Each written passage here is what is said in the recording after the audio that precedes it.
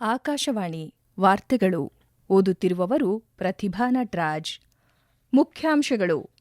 ಎರಡನೇ ಹಂತದ ಬಿಹಾರ ವಿಧಾನಸಭಾ ಚುನಾವಣೆಗೆ ಅಧಿಸೂಚನೆ ಹೊರಡಿಸಿದ ಚುನಾವಣಾ ಆಯೋಗ. 122 ಸ್ಥಾನಗಳಿಗೆ ನಾಮಪತ್ರ ಸಲ್ಲಿಕೆ ಪ್ರಕ್ರಿಯೆ ಆರಂಭ. ಐಆರ್ಸಿಟಿಸಿ ಹಗರಣ, ಆರ್ಜೆಡಿಯ ಲಾಲೂ ಪ್ರಸಾದ್ ಕುಟುಂಬದ ಮೇಲೆ ಭ್ರಷ್ಟಾಚಾರದ ಆರೋಪ ಹೊರಿಸಿದ ದೆಹಲಿ ನ್ಯಾಯಾಲಯ. ಕರೂರ್ ಕಾಲ್ತುಳಿತ ಪ್ರಕರಣ ಸಿಬಿಐ ತನಿಖೆಗೆ ವಹಿಸಿದ ಸುಪ್ರೀಂ ಕೋರ್ಟ್. ರಾಷ್ಟ್ರವ್ಯಾಪಿ ವಿಕಸಿತ ಭಾರತ ಬಿಲ್ಡಥಾನ್ ಉಪಕ್ರಮಕ್ಕೆ ಕೇಂದ್ರ ಸಚಿವ ಧರ್ಮೇಂದ್ರ ಪ್ರಧಾನ್ ಚಾಲನೆ. ಹಾಗೂ ಟೆಸ್ಟ್ ಕ್ರಿಕೆಟ್, ಭಾರತ ವಿರುದ್ಧ ಎರಡನೇ ಇನ್ನಿಂಗ್ಸ್ ಮುಂದುವರೆಸಿದ ವೆಸ್ಟ್ ಇಂಡೀಸ್. ವಾರ್ತೆಗಳ ವಿವರ. ಬಿಹಾರದಲ್ಲಿ ಎರಡನೇ ಹಂತದ ವಿಧಾನಸಭಾ ಚುನಾವಣೆಗೆ ಇಂದು ಅಧಿಸೂಚನೆ ಹೊರಡಿಸಲಾಗಿದ್ದು, ಇದರೊಂದಿಗೆ 20 ಜಿಲ್ಲೆಗಳ 122 ವಿಧಾನಸಭಾ ಕ್ಷೇತ್ರಗಳಿಗೆ ನಾಮಪತ್ರ ಸಲ್ಲಿಕೆ ಪ್ರಕ್ರಿಯೆ ಆರಂಭವಾಗಿದೆ. ಎರಡನೇ ಹಂತದ ನಾಮಪತ್ರ ಸಲ್ಲಿಸಲು ಇದೇ 20 ಕೊನೆಯ ದಿನವಾಗಿದೆ. ಇದೇ 21ರಂದು ನಾಮಪತ್ರಗಳ ಪರಿಶೀಲನೆ ನಡೆಯಲಿದ್ದು, ನಾಮಪತ್ರ ಹಿಂಪಡೆಯಲು 23 ಕೊನೆಯ ದಿನವಾಗಿದೆ. ಈ ಹಂತದ ಮತದಾನ ನವೆಂಬರ್ 11ರಂದು ನಡೆಯಲಿದೆ. ಮಧ್ಯಾಹ್ನ 3ರವರೆಗೆ ನಾಮಪತ್ರ ಸಲ್ಲಿಸಬಹುದು. ಚುನಾವಣಾ ಆಯೋಗವು ನಾಮಪತ್ರ ಕೇಂದ್ರಗಳಲ್ಲಿ ಕಟ್ಟುನಿಟ್ಟಿನ ಭದ್ರತಾ ವ್ಯವಸ್ಥೆಗಳನ್ನು ಮಾಡಿದೆ. 243 ಸದಸ್ಯ ಬಲದ ಬಿಹಾರ ವಿಧಾನಸಭಾ ಚುನಾವಣೆಯ 2 ಹಂತಗಳ ಮತ ಎಣಿಕೆ ನವೆಂಬರ್ 14ರಂದು ನಡೆಯಲಿದೆ. ಒಟ್ಟು 7.42 ಕೋಟಿ ಮತದಾರರು ವಿಧಾನಸಭಾ ಚುನಾವಣೆಯಲ್ಲಿ ತಮ್ಮ ಮತ ಚಲಾಯಿಸಲಿದ್ದಾರೆ. ಈ ನಡುವೆ 7 ರಾಜ್ಯಗಳ 8 ವಿಧಾನಸಭಾ ಸ್ಥಾನಗಳ ಉಪಚುನಾವಣೆಗೂ ಕೇಂದ್ರ ಚುನಾವಣಾ ಆಯೋಗ ಅಧಿಸೂಚನೆ ಹೊರಡಿಸಿದೆ. ಜಮ್ಮು ಕಾಶ್ಮೀರದ 2, ಜಾರ್ಖಂಡ್, ರಾಜಸ್ಥಾನ, ತೆಲಂಗಾಣ, ಪಂಜಾಬ್, ಮಿಜೋರಾಂ ಮತ್ತು ಒಡಿಶಾದ ತಲಾ 1 ಸ್ಥಾನಗಳಲ್ಲಿ ಉಪಚುನಾವಣೆ ನಡೆಯಲಿದೆ. ಈ ಎಲ್ಲಾ ಸ್ಥಾನಗಳಿಗೆ ನವೆಂಬರ್ 11ರಂದು ಮತದಾನ ನಡೆಯಲಿದ್ದು, 14ರಂದು ಮತ ಎಣಿಕೆ ನಡೆಯಲಿದೆ.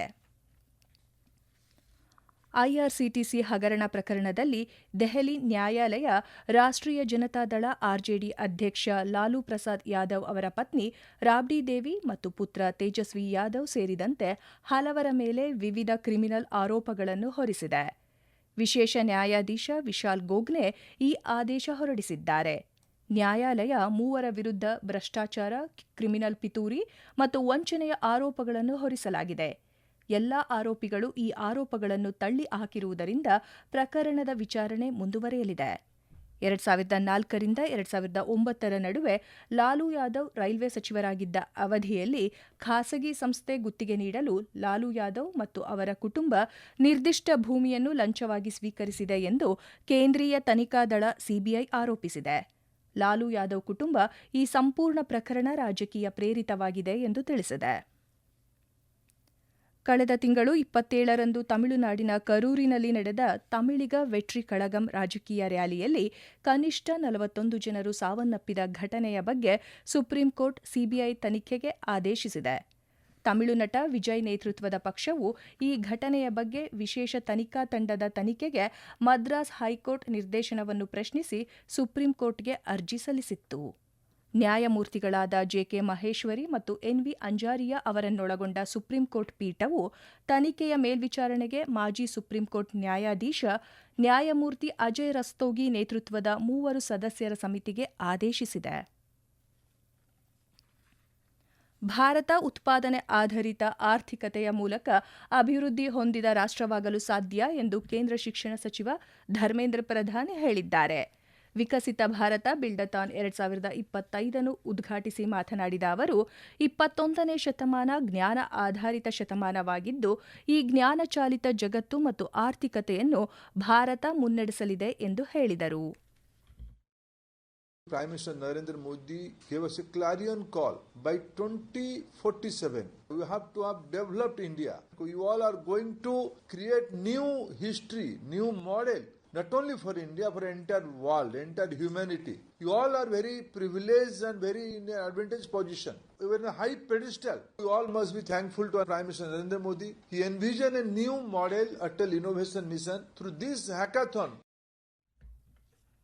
ವಿಕಸಿತ ಭಾರತ್ ಬಿಲ್ಡಥಾನ್ ಒಂದು ರಾಷ್ಟ್ರವ್ಯಾಪಿ ಉಪಕ್ರಮವಾಗಿದ್ದು 6ರಿಂದ 12ನೇ ತರಗತಿಯ ವಿದ್ಯಾರ್ಥಿಗಳು ತಮ್ಮ ಸೃಜನಶೀಲತೆ ಮತ್ತು ಸಮಸ್ಯೆ ಪರಿಹರಿಸುವ ಕೌಶಲ್ಯಗಳನ್ನು ಪ್ರದರ್ಶಿಸಲು, ಸಬಲೀಕರಣಗೊಳಿಸಲು ಶಾಲೆಗಳು ಮತ್ತು ಶಿಕ್ಷಕರನ್ನು ಆಹ್ವಾನಿಸುತ್ತದೆ. ಆತ್ಮನಿರ್ಭರ ಭಾರತ, ಸ್ವದೇಶಿ, ವೋಕಲ್ ಫಾರ್ ಲೋಕಲ್ ಮತ್ತು ಸಮೃದ್ಧ ಭಾರತ ಎಂಬ 4 ವಿಷಯಗಳ ಮೇಲೆ ಮೂಲ ಮಾದರಿಗಳನ್ನು ರೂಪಿಸಲು ಅಥವಾ ನಿರ್ಮಿಸಲು ವಿದ್ಯಾರ್ಥಿಗಳನ್ನು ಪ್ರೋತ್ಸಾಹಿಸುವ ಮೂಲಕ ಶಾಲಾ ಮಟ್ಟದಲ್ಲಿ ನಾವೀನ್ಯತೆಯ ಸಂಸ್ಕೃತಿಯನ್ನು ಬಲಪಡಿಸುವ ಗುರಿಯನ್ನು ಈ ಕಾರ್ಯಕ್ರಮ ಹೊಂದಿದೆ. ಈ ಕಾರ್ಯಕ್ರಮವನ್ನು ಶಿಕ್ಷಣ ಸಚಿವಾಲಯವು ಅಟಲ್ ಇನ್ನೋವೇಷನ್ ಮಿಷನ್ (ಎಐಎಂ) ಮತ್ತು ನೀತಿ ಆಯೋಗದ ಸಹಯೋಗದೊಂದಿಗೆ ಆಯೋಜಿಸುತ್ತದೆ. ಇದನ್ನು ಅಧಿಕೃತ ಪೋರ್ಟಲ್ಗಳಾದ vbb.mic.gov.in ಅಥವಾ ಸ್ಕೂಲ್ ಇನ್ನೋವೇಷನ್ marathon.org/registration ಮೂಲಕ ದೇಶಾದ್ಯಂತ ನೇರ ಪ್ರಸಾರ ಮಾಡಲಾಗುತ್ತಿದೆ. ಬಿಲ್ಡಥಾನ್ 1 ಕೋಟಿ ರೂಪಾಯಿ ಪ್ರಶಸ್ತಿಯನ್ನು ಒಳಗೊಂಡಿದೆ. ಇದನ್ನು 10 ರಾಷ್ಟ್ರೀಯ ಮಟ್ಟದ ವಿಜೇತರು, 100 ರಾಜ್ಯ ಮಟ್ಟದ ವಿಜೇತರು ಮತ್ತು 1,000 ಜಿಲ್ಲಾ ಮಟ್ಟದ ವಿಜೇತರಿಗೆ ವಿತರಿಸಲಾಗುತ್ತದೆ. ಈ ವಾರ್ತೆಗಳನ್ನು ಆಕಾಶವಾಣಿಯಿಂದ ಕೇಳುತ್ತಿದ್ದೀರಿ.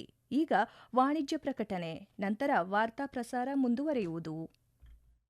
ಕಸವನ್ನು ಮನೆಯ ಹಂತದಲ್ಲಿಯೇ ವಿಂಗಡಿಸಿ. ತರಕಾರಿ, ಹಣ್ಣಿನ ಸಿಪ್ಪೆ, ಉಳಿಕೆ ಆಹಾರವನ್ನು ಹಸಿ ಕಸಕ್ಕಾಗಿಯೇ ಇರುವ ಕಸದ ಬುಟ್ಟಿಯಲ್ಲಿ ಹಾಕಿ. ಪೇಪರ್, ಪ್ಲಾಸ್ಟಿಕ್ ಕವರ್, ಪ್ಲಾಸ್ಟಿಕ್ ಬಾಟಲಿ, ರಟ್ಟಿನ ಡಬ್ಬಗಳು, ಬಟ್ಟೆಯನ್ನು ಪ್ರತ್ಯೇಕಿಸಿ ಒಣಕಸದ ಬುಟ್ಟಿಯಲ್ಲಿ ಹಾಕಿ. ಮೆಡಿಕಲ್ ವೇಸ್ಟ್, ಗಾಜಿನ ಚೂರುಗಳು, ಸ್ಯಾನಿಟರಿ ಪ್ಯಾಡ್ಗಳನ್ನು ಪೇಪರ್ನಿಂದ ಸುತ್ತಿ ರೆಡ್ ಮಾರ್ಕ್ ಮಾಡಿ ಪೌರ ಕಾರ್ಮಿಕರಿಗೆ ನೀಡಿ. ಕಸಮುಕ್ತ ಸ್ವಚ್ಛ ಕರ್ನಾಟಕ ನಮ್ಮ ಗುರಿ. ಪ್ರಕಟಣೆ ರಾಜ್ಯ ಅಭಿಯಾನ ನಿರ್ದೇಶನಾಲಯ, ಸ್ವಚ್ಛ ಭಾರತ್ ಮಿಷನ್, ನಗರ ಯೋಜನೆ, ಕರ್ನಾಟಕ ಸರ್ಕಾರ. ಆಸ್ಟ್ರೇಲಿಯಾದಲ್ಲಿ ಇಂದಿನಿಂದ ನಡೆಯಲಿರುವ 4ನೇ ಆವೃತ್ತಿಯ ಆಸ್ಟ್ರಾ ಹಿಂದ್ ಸಮರಾಭ್ಯಾಸದಲ್ಲಿ ಭಾಗವಹಿಸಲು ಭಾರತೀಯ ಸೇನೆಯ ಸುಮಾರು 120 ಸೈನಿಕರ ತಂಡ ಆಸ್ಟ್ರೇಲಿಯಾ ತಲುಪಿದೆ. ಈ ಸಮರಾಭ್ಯಾಸ ರಕ್ಷಣಾ ಸಹಕಾರವನ್ನು ಬಲಪಡಿಸುವ ಜೊತೆಗೆ ಸಹಯೋಗ ಮತ್ತು ಪರಸ್ಪರ ವಿಶ್ವಾಸಾರ್ಹತೆಯನ್ನು ಬಲಪಡಿಸುತ್ತದೆ ಎಂದು ಕ್ಯಾನ್ಬೆರಾದಲ್ಲಿರುವ ಭಾರತೀಯ ಹೈಕಮಿಷನ್ ತಿಳಿಸಿದೆ. ಮುಕ್ತ ಮತ್ತು ಅರೆ ಮರುಭೂಮಿ ಭೂಪ್ರದೇಶದಲ್ಲಿ ಜಂಟಿ ತುಕಡಿ ಮಟ್ಟದ ಕಾರ್ಯಾಚರಣೆಗಳ ಮೇಲೆ ಸಮರಾಭ್ಯಾಸ ಕೇಂದ್ರೀಕರಿಸಿದೆ. ಜಂಟಿ ಯೋಜನೆ, ಯುದ್ಧ ತಂತ್ರದ ಕವಾಯತುಗಳು ಹಾಗೂ ವಿಶೇಷ ಶಸ್ತ್ರಾಸ್ತ್ರ ಕೌಶಲ್ಯಗಳಂತಹ ಕಾರ್ಯಾಚರಣೆಗಳನ್ನು ಪಡೆಗಳು ಕೈಗೊಳ್ಳಲಿವೆ. ಇಂಡೋ ಪೆಸಿಫಿಕ್ ಪ್ರದೇಶದಲ್ಲಿ ಭದ್ರತೆ ಹೆಚ್ಚಿಸುವ ಮತ್ತು ನಿಯಮಾಧಾರಿತ ಅಂತಾರಾಷ್ಟ್ರೀಯ ವ್ಯವಸ್ಥೆಯನ್ನು ಉತ್ತೇಜಿಸುವತ್ತ ಭಾರತ, ಆಸ್ಟ್ರೇಲಿಯಾ ರಾಷ್ಟ್ರಗಳು ಗಮನ ಹರಿಸಿವೆ. ಬಹುಮಾದರಿ ಸಂಪರ್ಕಕ್ಕಾಗಿ ರೂಪಿಸಲಾದ ಪ್ರಧಾನಮಂತ್ರಿ ಗತಿಶಕ್ತಿ ರಾಷ್ಟ್ರೀಯ ಯೋಜನೆ ಇಂದಿಗೆ 4 ವರ್ಷಗಳನ್ನು ಪೂರೈಸುತ್ತಿದೆ. ವಿವಿಧ ಆರ್ಥಿಕ ವಲಯಗಳಿಗೆ ಬಹುಮಾದರಿ ಸಂಪರ್ಕ ಮೂಲಸೌಕರ್ಯವನ್ನು ಒದಗಿಸಲು ಪ್ರಧಾನಮಂತ್ರಿ ನರೇಂದ್ರ ಮೋದಿ ಅವರು 2021 ಅಕ್ಟೋಬರ್ 13ರಂದು ಈ ಯೋಜನೆಯನ್ನು ಪ್ರಾರಂಭಿಸಿದ್ದರು. ಪ್ರಧಾನಮಂತ್ರಿ ಗತಿಶಕ್ತಿ ರಾಷ್ಟ್ರೀಯ ಯೋಜನೆ ಭಾರತದ ಮೂಲಸೌಕರ್ಯ ಯೋಜನೆಯನ್ನು ಸಂಪೂರ್ಣ ಸರ್ಕಾರಿ ವಿಧಾನದ ಮೂಲಕ ಪರಿವರ್ತಿಸಿದೆ ಎಂದು ವಾಣಿಜ್ಯ ಮತ್ತು ಕೈಗಾರಿಕಾ ಸಚಿವ ಪಿಯೂಷ್ ಗೋಯಲ್ ಹೇಳಿದ್ದಾರೆ. ಸಾಮಾಜಿಕ ಮಾಧ್ಯಮ ಪೋಸ್ಟ್ನಲ್ಲಿ ಸಚಿವರು ತಡೆರಹಿತ ಸಂಪರ್ಕ ಮತ್ತು ಸರಕು ಸಾಗಣೆಯ ದಕ್ಷತೆಯನ್ನು ಹೆಚ್ಚಿಸುವ ಮೂಲಕ ಪಿಎಂ ಗತಿಶಕ್ತಿ ದೇಶದ ವಿಕಸಿತ ಭಾರತ ಪಯಣದ ಒಂದು ಪ್ರಮುಖ ಅಂಶವಾಗಿದೆ ಎಂದು ಹೇಳಿದರು.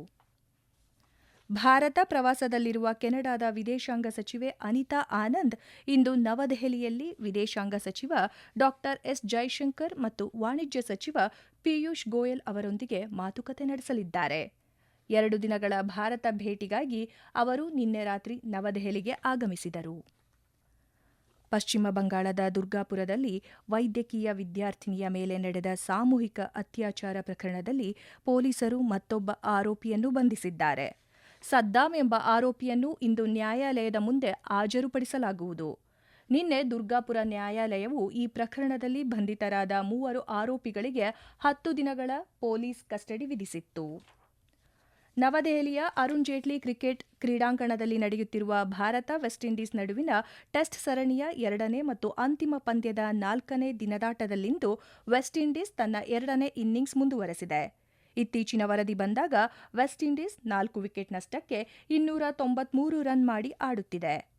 ಫಾಲೋ ಆನ್ ಎದುರಿಸಿದ ಬಳಿಕ 3ನೇ ದಿನದಾಟದ ಅಂತ್ಯಕ್ಕೆ ನಿನ್ನೆ ವೆಸ್ಟ್ ಇಂಡೀಸ್ ತನ್ನ 2ನೇ ಇನ್ನಿಂಗ್ಸ್ನಲ್ಲಿ 2 ವಿಕೆಟ್ಗಳಿಗೆ 173 ರನ್ ಗಳಿಸಿತ್ತು. ಕೊನೆಯಲ್ಲಿ ಮತ್ತೊಮ್ಮೆ ಮುಖ್ಯಾಂಶಗಳು. 2ನೇ ಹಂತದ ಬಿಹಾರ ವಿಧಾನಸಭಾ ಚುನಾವಣೆಗೆ ಅಧಿಸೂಚನೆ ಹೊರಡಿಸಿದ ಚುನಾವಣಾ ಆಯೋಗ. 122 ಸ್ಥಾನಗಳಿಗೆ ನಾಮಪತ್ರ ಸಲ್ಲಿಕೆ ಪ್ರಕ್ರಿಯೆ ಆರಂಭ. ಐಆರ್ಸಿಟಿಸಿ ಹಗರಣ ಆರ್ಜೆಡಿಯ ಲಾಲು ಪ್ರಸಾದ್ ಕುಟುಂಬದ ಮೇಲೆ ಭ್ರಷ್ಟಾಚಾರದ ಆರೋಪ ಹೊರಿಸಿದ ದೆಹಲಿ ನ್ಯಾಯಾಲಯ. ಕರೂರ್ ಕಾಲ್ತುಳಿತ ಪ್ರಕರಣ ಸಿಬಿಐ ತನಿಖೆಗೆ ವಹಿಸಿದ ಸುಪ್ರೀಂ ಕೋರ್ಟ್. ರಾಷ್ಟ್ರವ್ಯಾಪಿ ವಿಕಸಿತ ಭಾರತ ಬಿಲ್ಡಥಾನ್ ಉಪಕ್ರಮಕ್ಕೆ ಕೇಂದ್ರ ಸಚಿವ ಧರ್ಮೇಂದ್ರ ಪ್ರಧಾನ್ ಚಾಲನೆ. ಹಾಗೂ ಟೆಸ್ಟ್ ಕ್ರಿಕೆಟ್ ಭಾರತ ವಿರುದ್ಧ 2ನೇ ಇನ್ನಿಂಗ್ಸ್ ಮುಂದುವರಿಸಿದ ವೆಸ್ಟ್ ಇಂಡೀಸ್. ಇಲ್ಲಿಗೆ ವಾರ್ತಾ ಪ್ರಸಾರ ಮುಕ್ತಾಯವಾಯಿತು. ನಮ್ಮ ಮುಂದಿನ ವಾರ್ತಾ ಪ್ರಸಾರ ಮಧ್ಯಾಹ್ನ 2:30ಕ್ಕೆ.